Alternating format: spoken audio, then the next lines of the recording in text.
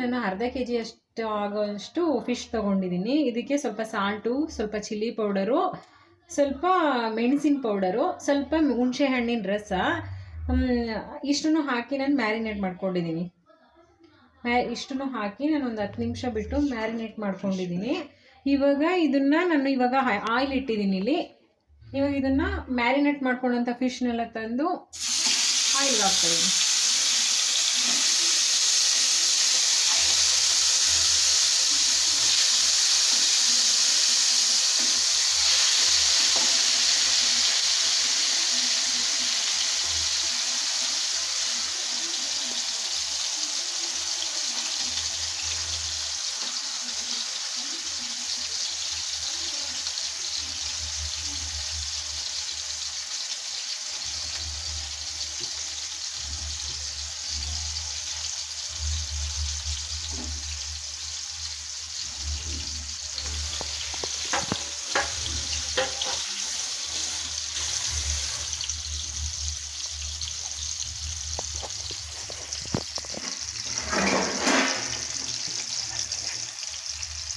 ಇವಾಗ ಎಣ್ಣೆಯಲ್ಲಿ ಫಿಶ್ಶು ಸ್ವಲ್ಪ ಚೆನ್ನಾಗಿ ಫ್ರೈ ಆಗಬೇಕು.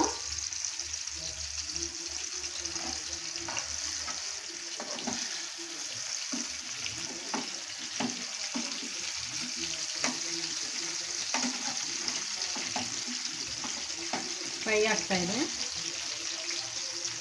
ಇವಾಗ ಇದ್ರ ಮೇಲೆ ಒಂದು ಪ್ಲೇಟ್ನ ಮುಚ್ಚಿ ಫ್ರೈ ಮಾಡ್ಕೊಳ್ಳೋಣ.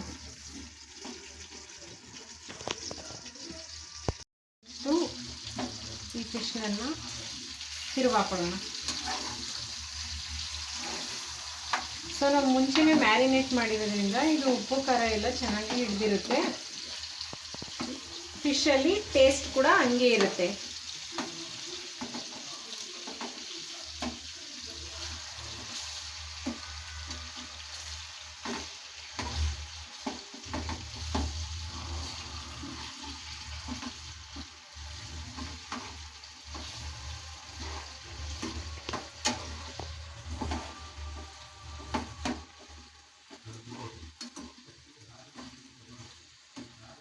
ತಿರುವಾಕಿ ಕೂಡ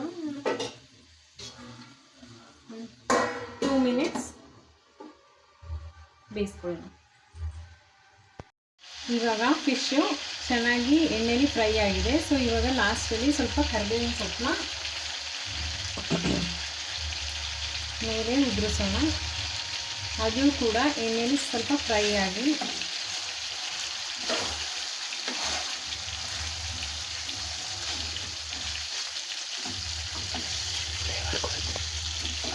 ಕರಿಬೇವಿನ ಸೊಪ್ಪು ಫ್ಲೇವರ್ನ ಕೊಡುತ್ತೆ.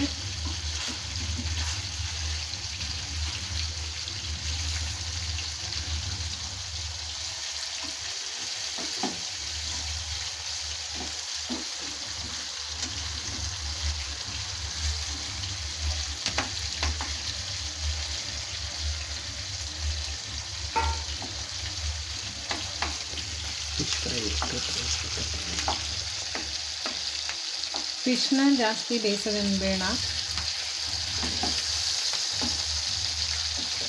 ಸ್ವಲ್ಪ ಒಂದು 10 ಮಿನಿಟ್ಸು ಬೇಡ, ಒಂದು 5 ಮಿನಿಟ್ಸ್ ಸಾಕು. ಫಿಶ್ ಎಲ್ಲರಿಗೂ ಬೇಯಿಸೋದಿಲ್ಲ.